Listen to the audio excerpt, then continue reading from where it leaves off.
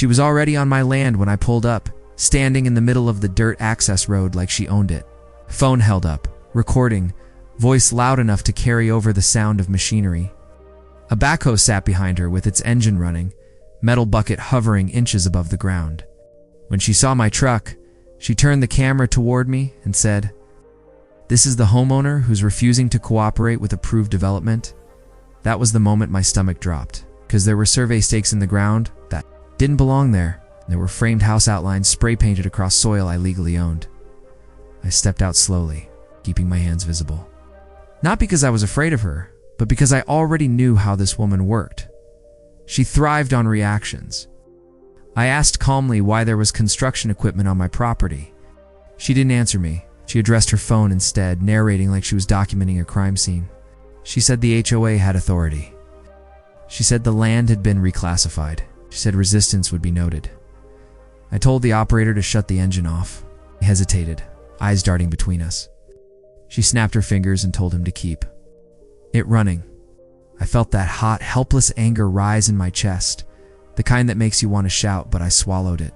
I'd learned early with her that volume was her weapon. Silence was mine.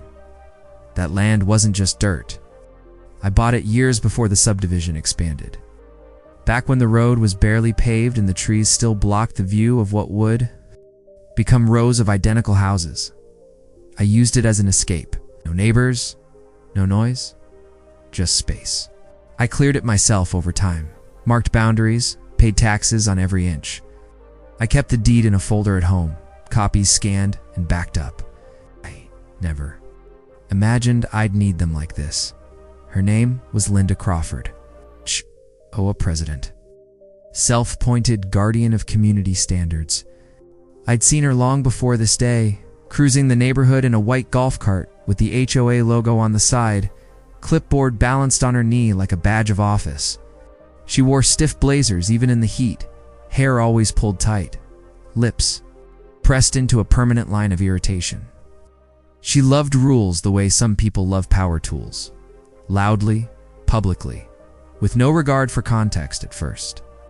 Her interest in my property was subtle. An email asking about boundary confirmation, a letter suggesting a future alignment review. I responded with courtesy and documents, surveys, deed copies, county records. Every time I assumed facts would end the conversation, every time she ignored them. Then the letters changed tone. Notices about community expansion, warnings about obstructing progress, one even suggested I was holding up housing for families. That one made my jaw tighten. She had a way of framing herself as the victim and everyone else as selfish obstacles. Started noticing her more. Parked near the edge of my land, standing with her arms crossed, staring like she could intimidate the property line into moving. Once, I caught her photographing my boundary markers. When I asked her what she was doing, she said she was documenting violations. Violations of what? She wouldn't say. The fines came next, completely fabricated. Unauthorized fencing, proper land use. Non-compliance with HOA development plans, I didn't pay them. Instead, I documented everything. Dates, times, copies, screenshots. I didn't raise my voice. I didn't argue. I just kept records. The pressure was constant, certified mail. That sounded friendly, but carried an edge. Neighbors stopped asking how my weekend was. I could tell Linda was talking. I was difficult. I was anti-community. She was good at that part, turning silence into suspicion. What she didn't know was that I'd already taken a step she couldn't undo. I hired a licensed surveyor with no ties to the HOA. He spent an entire day walking the property, checking markers, measuring distances, reviewing historical plats. When he handed me the final report, he didn't hedge, said there was no gray area. The land was mine, fully, legally. He even added a note stating there were no easements or development rights granted to the HOA. I sent a copy to Linda. She never replied. 2 weeks later, the equipment showed up. I wasn't supposed to be home. That morning, if I hadn't come back early, they would have started digging. The thought still makes my hands shake. Linda stood there like a foreman, hard hat perched awkwardly on her head, pointing at the ground, directing men who didn't know any better. When I told her to leave, she smiled and said the HOA board had approved everything. She said compensation would be discussed later, like she was doing me a favor. I told her she was trespassing. She laughed. She said the HOA was the law. Phrase stuck with me, the certainty in her voice. It's like repeating it enough times would make it true. I called the sheriff. I didn't tell her. I just waited. When the deputy arrived, Linda spoke first, fast and loud, clipboard thrust forward like evidence. She talked about development plans and known compliance. When it was my turn, I handed him the deed, the survey, the correspondence. He took his time reading. Linda's voice got sharper the longer he stayed quiet. Finally, he told her to remove the equipment immediately.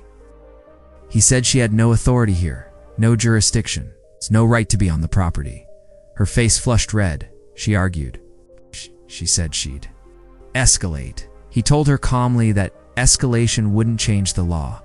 She left that day furious. I thought that might be the end of it. I was wrong. Asterisk. The next time she came, she didn't bring machinery. She brought confidence, the dangerous kind. I heard her before I saw her, heels crunching on gravel, voice sharp, already talking to someone on her phone. I stepped outside. She was inside. My fence line, standing beside one of the newly placed survey markers. Tapping it with the toe of her shoe like she was testing how solid it was, she told whoever she was on the phone with that she was on HOA controlled land. She said the homeowner was being uncooperative again. When I told her to leave, she didn't look at me. She kept talking, smiling slightly like she was enjoying the performance. I told her she was trespassing and that I was recording now too. That finally got her attention. She hung up and turned toward me, eyes narrowed. She said I was harassing her. She said she felt threatened. That was the moment I realized she wasn't just ignoring the law anymore. She was trying to weaponize it. I asked her one last time to leave. She didn't. Instead, she pulled her phone back out and dialed. She told dispatch that an aggressive homeowner was interfering with authorized HOA activity and refusing to allow access. I stood there, phone recording, heart pounding, saying nothing. I wanted everything captured exactly as it happened. When the police arrived, she rushed toward them, talking fast. Overlapping herself, gesturing wildly in my direction. She pointed at me like I was the problem that needed removing. One of the officers held up a hand and asked her to slow down. The other looked at me and asked if I wanted to explain. I did, calmly. I handed them the same documents I always did. Deed, survey. Trespass notice from the sheriff's department dated the week before. One officer raised his eyebrows and asked, Linda, if she'd been warned already? She said that warning didn't apply anymore. She said the HOA had authority. Again, the officer stepped aside with my paperwork. Linda stood there fuming, arms crossed, jaw tight. She kept muttering about insubordination and consequences. When the officers came back, the tone shifted. They told her she was trespassing. Again, they told her she needed to leave immediately. Again, she snapped. She accused me of falsifying documents. She accused the officers of siding with me. She said she'd report all of us. One officer told her, flatly, that if she didn't leave right now, she'd be cited. She stared at him like she couldn't believe anyone would talk to her that way. Then she did the one thing she shouldn't have done. She stepped closer to me and said, loudly, that she'd make sure I lost everything. That was it. That threat. On camera, in front of officers, she was escorted off the property, not arrested. Not yet, but something had cracked. I could feel it. Authority only works when people believe in it, and hers had just been exposed as imaginary. The fallout came fast after that. I was contacted by the county planning office. Someone had flagged discrepancies in development filings. Tied to the HOA, a surveyor from the county came out and confirmed what mine already had. The plans Linda approved showed boundaries that didn't exist. Property lines shifted just enough on paper to justify construction. On the ground, they didn't match reality. Then a lawyer called. Not mine, the HOA's. He was careful with his words. Apologetic. He said the board was conducting an internal review. He said all development activity affecting my property was suspended indefinitely. He asked if I'd consider a meeting. I said I'd consider silence instead. A week later, Linda was removed as HOA president pending investigation. It wasn't announced publicly, but people noticed. The golf cart stayed parked. The emails stopped. The fines disappeared from the portal. Neighbors started waving again. Eventually, I received a formal letter. The HOA acknowledged unauthorized entry onto my property. They acknowledged misrepresentation in planning documents. They offered restitution for the disturbance and agreed in writing to never assert authority over my land again. Linda's name wasn't on the letter.